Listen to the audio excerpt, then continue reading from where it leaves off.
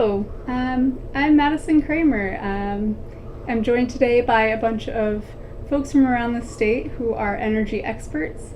There's a lot going on in the world of energy and the needs of our state and of our planet.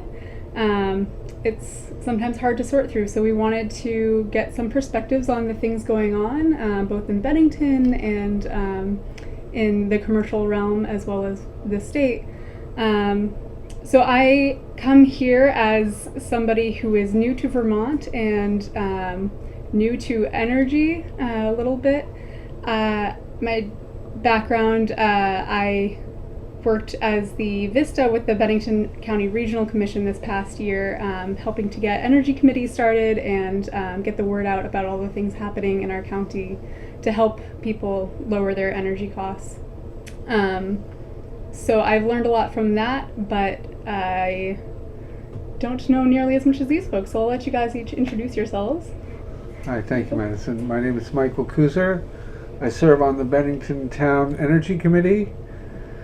We are delegated to explore all the energy and energy efficiency issues for the Select Board, which is, they're too busy running the town to devote a whole lot of time just to energy issues. So that's our job, to inform them of what we think is best for the town as a town policy and what we can do to encourage energy efficiency in the town. Can you talk about your personal background a little bit? I know you have a... Well, like you, I'm new to Vermont. I moved here 4.5 years ago. I had been living over in Europe for 25 years. And I was from New Jersey and didn't want to deal with those humid summers as I remembered them. And I chose Vermont. I might have been born in Bennington. My parents were either going to live in Bennington or I ended up being born in Troy, Ohio, a town very much like Bennington. But my job, I'm a journalist and work as an energy journalist covering the electricity markets in New York and New England, and traveling all over New England in the past few years, and really delighted to learn this beautiful region, and of which Bennington is a prime example of quaint New England town. You bring a great perspective to the committee, so thanks. Great. Okay, I'm Matt Sargent. I'm a senior energy consultant at Efficiency Vermont. Efficiency Vermont is, a little fun fact here, the nation's first energy efficiency utility. They were formed by the legislature, and we are regulated by the Public Utilities Commission. We got started in 2000, so we're coming up on 20 years now of being an energy utility in the state of Vermont. So we provide energy efficiency programs for all the utilities in the state. Another little fun tidbit is, like, since we got started doing this work, the estimated lifetime savings of all of our projects combined is $2.4 billion, and we're doing more projects all the time. Mm-hmm. So that's a big number, and it's equivalent to reducing about 11 million metric tons of greenhouse gas. It's hard to wrap your head around. Yeah, so it's a big number. Mm-hmm. There's a lot going on. Another way to look at it is, like, what they say, like 2.4 million cars off the road for a year. Wow. So it has a big impact, doing energy efficiency on a big statewide level like this. Mm-hmm. We serve all Vermonters in the industrial and commercial and residential, small, medium business, all the different sectors, all the ratepayers. Yeah, great. And Bhima? My name is Bhima Netta. I'm the owner of Power Guru Solar Electric Systems. We have been in business since 2007, and so it's about 13 years now almost. So we've been installing solar electric systems in residential, commercial. Lately we've been doing community solar as well. So we have a couple of thousand solar installations, a couple of hundred solar installations, about a couple of thousand kilowatts of installed solar so far. We have started getting into more and more into community solar, and that's largely driven by the fact that there are many folks who want to do solar who cannot do that because they don't have roofs of adequate size, or they're not pointing in the right direction, they're heavily shaded, or they're renters, or some folks may not want to have solar in their homes. So this is for residential, commercial, non-profits and so forth. This year we are doing about maybe 700 kilowatts worth of community solar. So I think some of you folks may have seen our ads in the newspapers for Bennington Community Solar. Apart from that, we also do Tesla Powerwall installations, which are folks who want to have battery backup in case you have an outage. We are now one of 4 certified Tesla installers in the state. So we serve pretty much all of southern Vermont. So if folks want to do get a Tesla Powerwall, contact us. So my own background is I'm a chemical engineer by training, and I worked in the chemical industry for many years. I came to the US. Originally I'm from India. I came to the US in '87, and I did my doctorate in engineering at RPI. Worked in the industry for about 20 years or so, and then I decided I wanted to be part of something that can make a real difference to the continuing climate conversation. So I started Power Guru in 2007 for that. That's great. It's good to hear that there's a lot more interest in solar in the community. Yeah, absolutely. That's great. So one more additional quick point. I used to work for Efficiency Vermont, in fact. When I came here to Vermont in 2007, I joined Efficiency Vermont, and they do a wonderful job, providing incentives to residential, commercial, industrial consumers of electricity. So, bit of a shout out. Isn't it just a couple months since Green Mountain Power started a program with the Tesla Powerwall installations? So there has been a program to install Tesla Powerwalls. I think there's one that GMP started about 4 or 5 years ago. In fact, Tesla came out with a round 1, a Powerwall 1, which was not very successful. GMP evolved from that and went to the Powerwall. Tesla evolved from that, went to Powerwall 2, and GMP may have deployed a few thousand of those in the first round. And last year they started a second round of Tesla deployments. GMP started out with a couple of pilot programs to deploy the Powerwalls, and they want to make that a tariff. So it would be a statewide tariff to do battery backup systems. And is it a statewide program now under the tariff? The tariff has not yet been approved by the state, but the hope is that it will be approved in a couple of months. Yeah. So I want to shift the conversation a little bit to the state, since we're talking about that, and that's a piece that a lot of times down here in Bennington we can be a little bit removed, and programs are changing a lot. Bennington's still part of the state. Yeah. It is. Yes, I hear that, but I do live in Massachusetts, so. But you're doing so much at the state level to promote energy efficiency, and I wondered if you could talk a little bit about the state goals and where we stand in all of that. Okay, well, I can't, just to put it in perspective, like I crawl around in buildings for a living, so I help people make their buildings more efficient.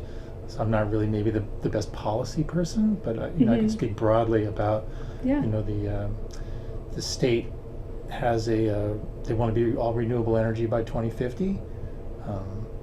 And that's a goal, and another goal is to have all construction be net zero by 2030, and that's going to be a tough one to meet. Where are you seeing that in we're crawling around in buildings? We're close to 2030 now. Yeah. So all new construction being net zero. And net zero, of course, is defined 100 different ways, but consider it like the building produces as much energy as it uses somehow, whether it's on site or with a community solar thing. I think that's open to interpretation, but so that's going to be a big lift. We got some work to do to get there. Yeah. And crawling around in buildings, what are the issues that you face in reaching those goals? Well, certainly our existing building stock is old and needs work, and in many cases a lot of it's rental housing where landlords don't really have a monetary incentive to make energy efficiency improvements in the buildings, so they're left in 50, 60-year-old current state, which is not energy efficient and creates a burden on lower income Vermonters. And so we are committed to helping moderate and low income Vermonters like sort of ease the energy burden that's being shouldered by them. Mm-hmm. And do you know much about programs for businesses? Well, I mean, much about, but yeah, we do have programs for business. We have a great C&I program, a commercial and industrial program, where that was interesting. Something just fell in the studio. We have a commercial industrial program where we can come out and do custom projects for large businesses, and we have certainly some of the larger electrical accounts in Vermont are account managed by Efficiency Vermont, so they have their own representative at Efficiency Vermont, making calls and helping them to continuously put their sights on the next project and complete another one and another one on an ongoing basis. We do an enormous amount of small and medium business walkthroughs. So we have specialists who will walk through a small business with the business owner and look at what the business model is and all the different ways they use energy and come up with a plan to help them. So there's quite a bit going on. Are there a lot of businesses that take advantage of that? Oh, yeah. Yeah? It's good to know. And at the individual level, what about renters and landlords? What can they do to... Tough question. I mean, we do have some rebates that are available for rental housing.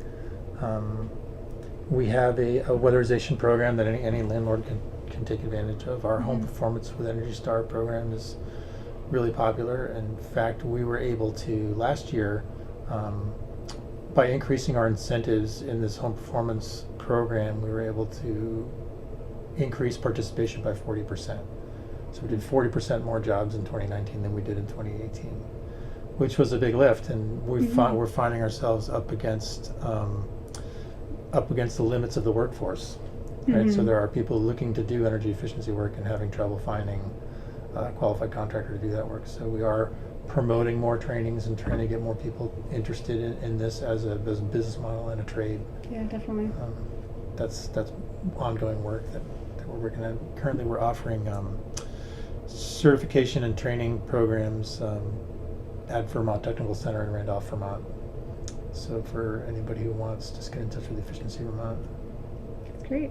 Do you have any experience with that, Bhima? Does that reflect kind of Oh, your yeah. experience? So part of what we do, and a sort of a good segue from that, is that when we do residential or commercial solar installation, or when customers come to us to do those installs, we work with them to figure out what their energy usage is. And it's not just looking at the electric bill, but also see how they're using electricity and oil and heating oil and so forth. So most times, if when we walk in there, they may not have done energy audits in their homes or their businesses, and they may be using energy wastefully, both electricity and heating fuels. So we talk to them about getting energy audits and tightening up, get a weatherization folks in to tighten up the home and reduce their energy consumption. When you do that, once you do that, and part of this is it's sort of like a Pareto of opportunities, if you will. So you start with that. That's like the lowest. That gives you the best bang for the buck. Every time we meet with customers, we tell them energy efficiency pays off very, very quickly. Thanks for bringing that message out. Yeah, so you want to do that first, Right. and then I think you can. everyone always goes to the windows first, right? And it's Right. I've been Yeah, told people, not the windows. Go for the less absolutely. Yeah. expensive. Yeah. Yeah.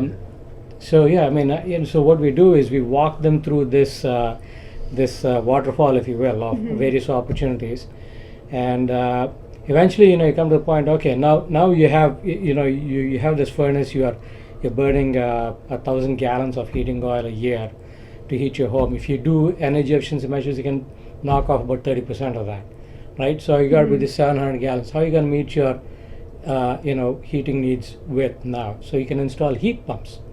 Now, once you do heat pumps, you can you're now reducing your carbon footprint, right? You're getting away from burning fossil fuels to a less carbon intensive electrical source.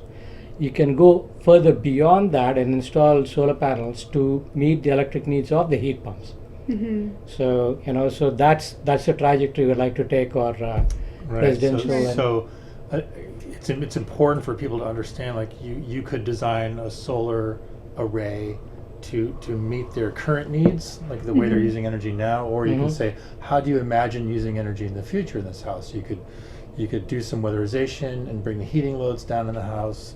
You can you may want to be driving an electric car in the future. Sure. Maybe you want to Absolutely. plan for that. You Sure. might want to be shifting some of the loads from heating with fossil fuels to heating with heat pumps, like Bima was talking about. You may also want to do the Sure. same thing with your water heating system. Sure, it sounds like you can lower your energy bills by getting all this fancy technology, but you're not solving the problem of you're paying too much. You're paying more than you need to because you're not as weatherized or as efficient in your. So with each of these things, you have a chance to increase efficiency, and then you look at okay, that's the building that we want to be living in 25 years. Let's plan our solar system for that and start moving down that trajectory. Yeah.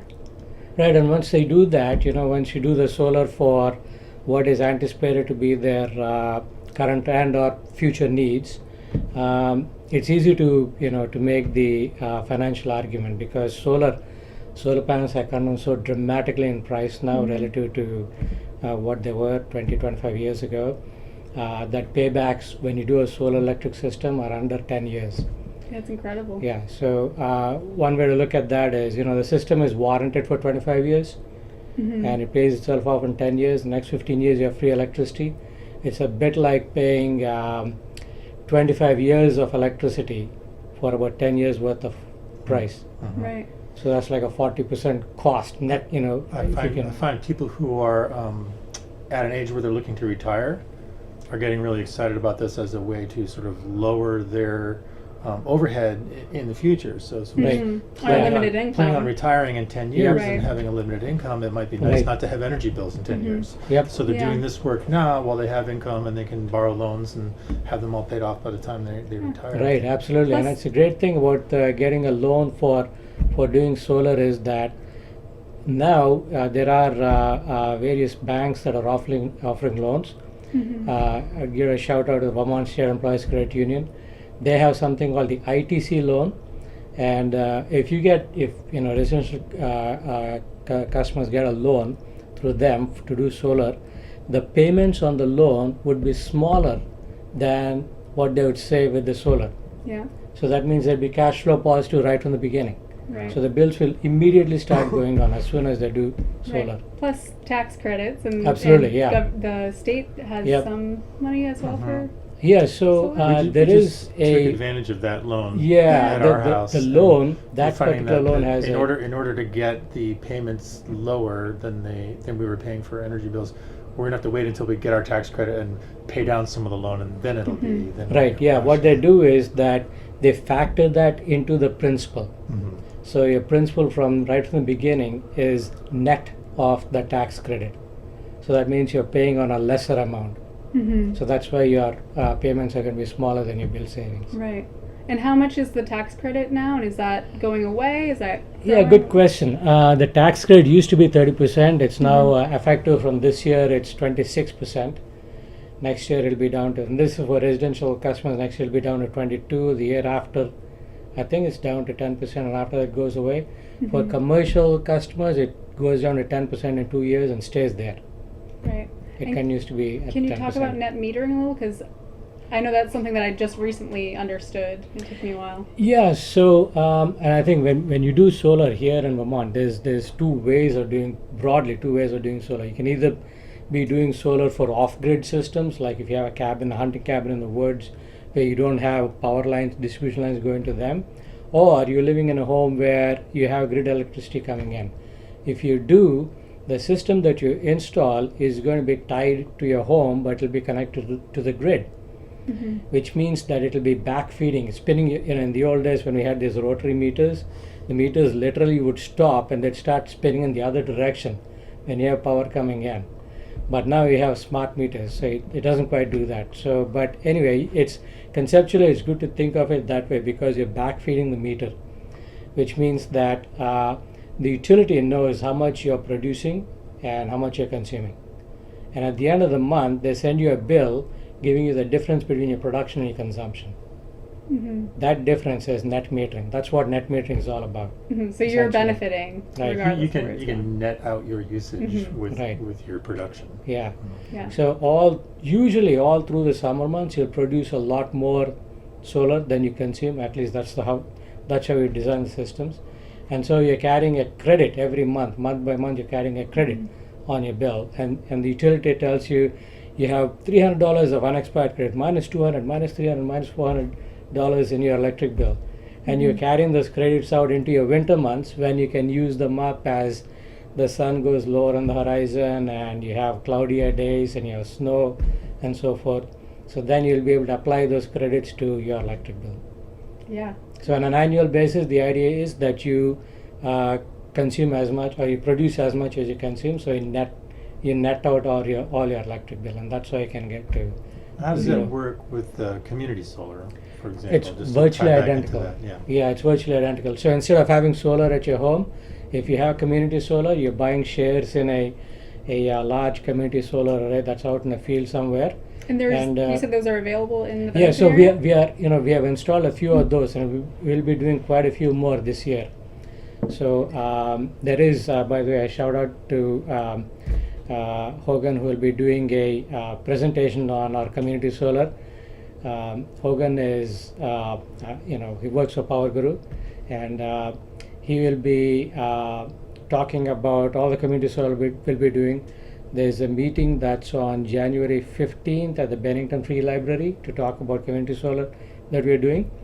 So folks who want to come over and who want to take part in that, please come over, and we'll see how we can get you onto our community solar program. In order for somebody to participate in community solar, Yep. would they have to be in the same? Would they have to have the same electrical utility?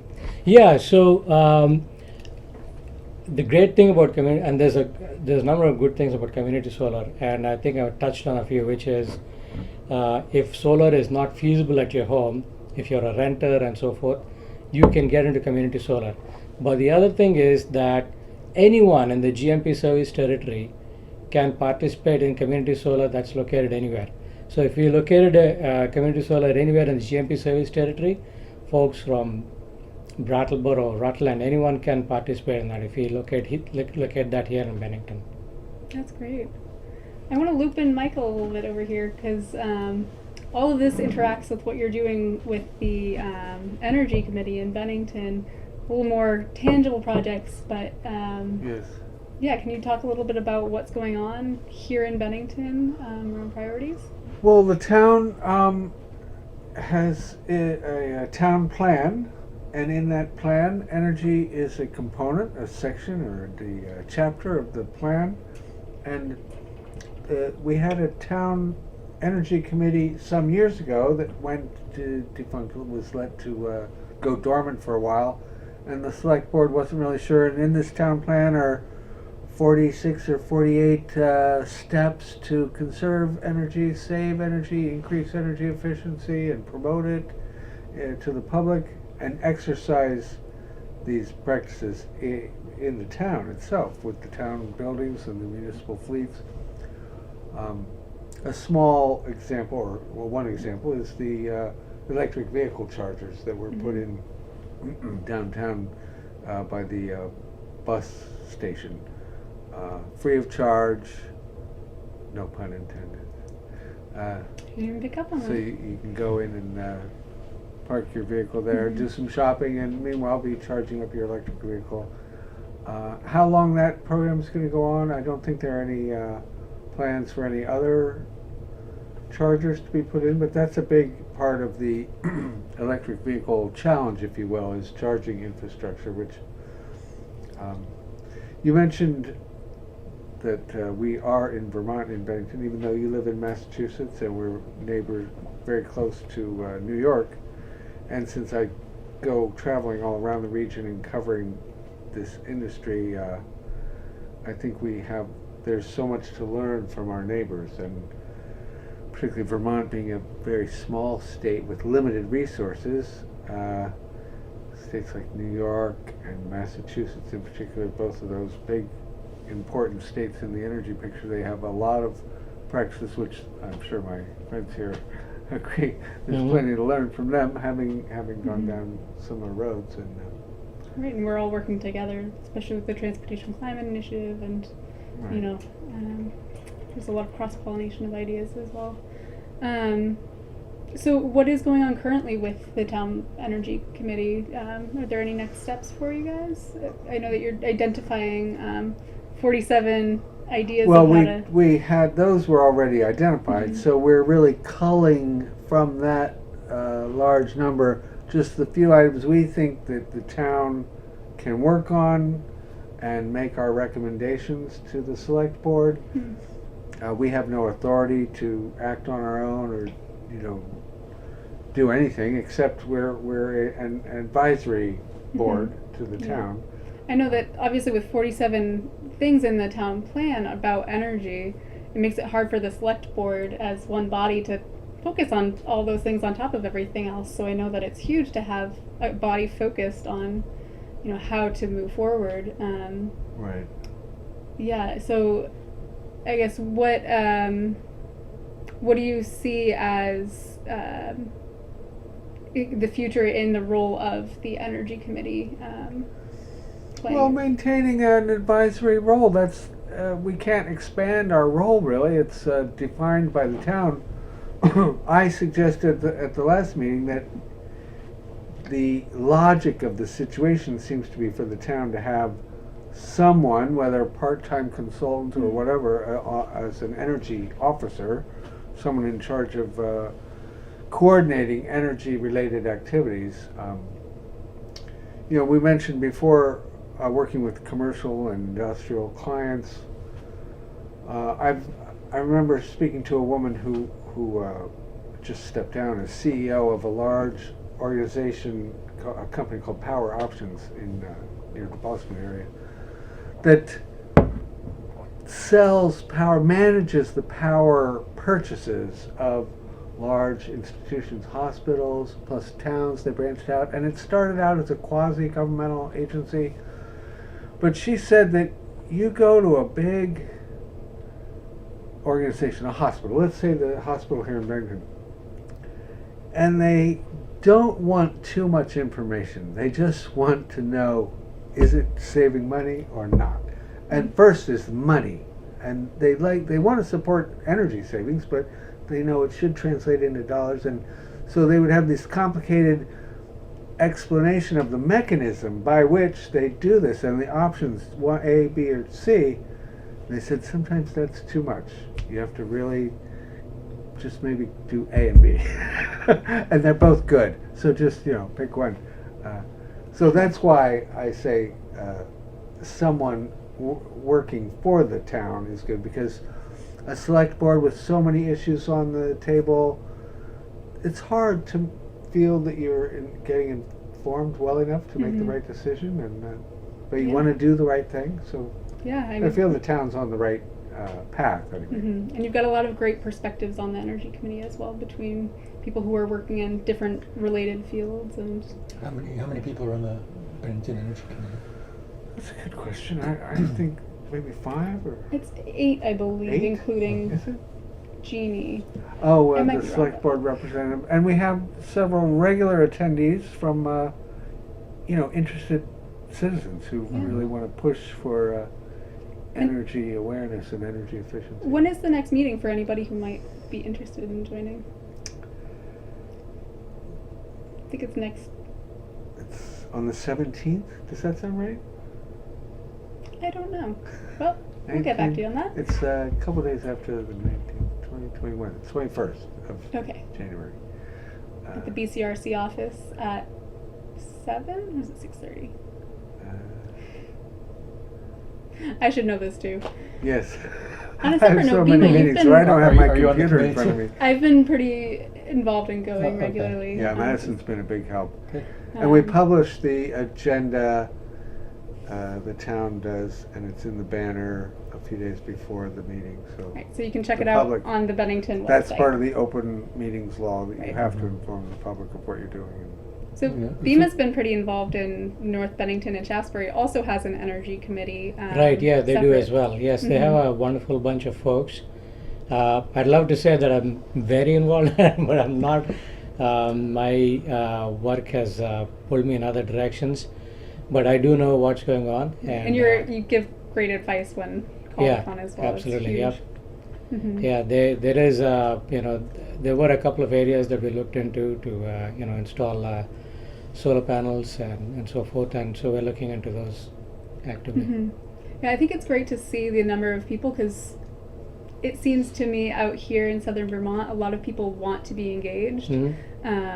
but a lot of the things happening up at this, Burlington or Montpelier, it's hard to get involved. So having local committees focused on moving our goals forward and benefiting, our neighbors is huge, because a lot of this is not just, the big global perspective. It's Well, savings. And It's your helping energy committee can lean on Efficiency Vermont too. I mean, we have Yeah, a lot of right. resources available. Mhm. I've been to Bennington to do heat pump presentations Mhm. with the town energy committee. And heard a lot of things like that, or the Button Up campaign. Right. Other Can you talk a ways- little bit about the other- Button Up other ways- campaign? Sure. Button Up campaign is a statewide campaign where communities can sign up to become a Button Up community. Mhm. And that gives them access to the whole program, and so they can have events, they can have workshops and presentations. Mhm. We do some do-it-yourself Or on weatherizing. workshops, Yeah. mostly around weatherizing and buttoning up your buildings. Mm-hmm. That's great. It's a great way to get the community interested and involved and get people out and engaged. Yeah. I don't have any But more. the community has to sign up for Sign up for it. Yeah, I know we had one this past year in Bennington. good. From the work of these two communities, these two Excellent. committees. Let me ask, just do you work through the NeighborWorks or their heat squad? That's part of energy efficiency. I don't know if you So they're an advise energy. them or Yep. coordinate with them, or We do coordinate with them. They are an energy efficiency contractor, Uh-huh. and they're doing the role of doing energy audits. They're doing the role of managing the energy efficiency improvements, and they have a financing mechanism that they use. Right. And it's great. They're a great organization. Yeah, and they when they do their work. Those jobs are qualified for rebates under Efficiency Vermont's Home Performance with Energy Star program. Well, I asked because I was at the REV conference in Burlington Okay. in October, Mhm. Renewable Energy Vermont. Mhm. And I saw the stand for that ITC credit with the Vermont Credit Union. Is that what it is? Yep. And I looked at it and I was speaking to the woman and I said, is that anywhere in Vermont? Because the terms were somewhat better than what was available, I knew of, right here. And I'm in the market, and now I'm learning all about the heat pumps and everything. And so one of my teenage daughters told me, you are chair of the town energy committee, and we have a singularly inefficient 100-year-old house. Hmm. So, No, they look at it as an opportunity, Yeah. and a tremendous opportunity to reduce your carbon footprint. yeah. I know, and that is the best way to get started, is to do work in your own home, to Mhm. take advantage of the resources that are out there in the community, to make a project happen in your own home. And then you can kind of see the pieces fitting together, and you can kind of understand how it works, and maybe put your eyes on the next piece, and then you can become more educated about how the whole process works, and can help other people move through it too. Right. Yeah. I think we're running out of time here, and I'd like to wrap up on that note, But I wonder if each of you could just go around and say a little bit about how people can connect with you, or get involved with what you're doing, or find out more. Michael? Yeah, well, we don't have a website, but we're on the town's website, and go to the banner and come to keep in touch with when our meetings are. The meetings are pretty Once a small, so month. it's easy to Yeah, they're very have small. a voice and voice of Even I concerns. think we should move into a slightly larger room since it's a little tight in their room, but there's room for anyone who would like to attend. You can reach the incredible customer support people at 888-921-5990 or at efficiencyvermont.com. to access any of the stuff we're doing at any time. There's always somebody there that can help, at least point you in the right direction if we don't have a specific way to help. But Yeah, I know I've 9 out called of that 10 number times, there's many times, something and we there's can always do. somebody that I didn't know existed who has a job that can help me do the thing that I need. Yeah, So. yeah, it's good. So that's how to get a hold of us. And I would just say that, like, we've talked a lot about the benefits of doing energy efficiency in terms of like the monetary benefits, but there's also and there's environmental benefits. We've discussed some of that, but there's also like all of these other great what we call non-energy benefits. And I did a research project a few years ago about people who were living in very high performance buildings, and kind of went around and asked them how it's going and what are your takeaways. And across the board, everybody said we had no idea what it was like to be this comfortable. Yeah. And people are healthier in their homes. I mean, there's huge health benefits associated now with doing weatherization in buildings. Asthma goes down, like all kinds of things clear up. There's safety, building durability. These houses are quieter, improving the value of the home. So there's all these other benefits, and we get really hung up on like, is this thing going to pay itself off in 5 years? But let's back up and look at the big Totally. picture. That's There's a great there's point. a lot more Yeah. to it. I don't know if I said at the start, but I work for Shires Housing now, which is a nonprofit affordable housing developer and manager, and we've found that over and over again. Like our buildings we're making very, very, efficient, and our communities are happier for it and Yeah. better off. We actually have a Healthy Homes initiative now where there's healthcare money being put into weatherization because the healthcare industry sees the benefits in having people improve their housing. So. Definitely. Thanks for mentioning that. Bima, any Yeah, so I takers? mean, people can reach out to us at power-grow.com. We are, we are the solar installers. We're the Tesla Powerwall installers here in Southern Vermont. And sort of, carrying forward a little bit, I think when you look at the big picture, we have a tremendous challenges in front of us, and we have, I think we really cannot wait for people to help us out. We are the people we have been waiting for, and I think the capacity to make the change is in your hands, is in our hands, and so we should do everything we can. Not just be hung up on how much money it's saving us, these things, but make a change, do something, get into, tighten up your home, get heat pumps, get solar, buy an electric vehicle, make this a resolution for 2020 that you will have, you'll come out of 2020, get into 2021 with much lower and in fact zero carbon footprint, if you will. So that's the message that I have to folks out there. Oh, yeah, that's my resolution now. Excellent. Thank you so much, everybody, and Thank you, Madison. it's been great to talk to you and learn Thanks, more. Madison.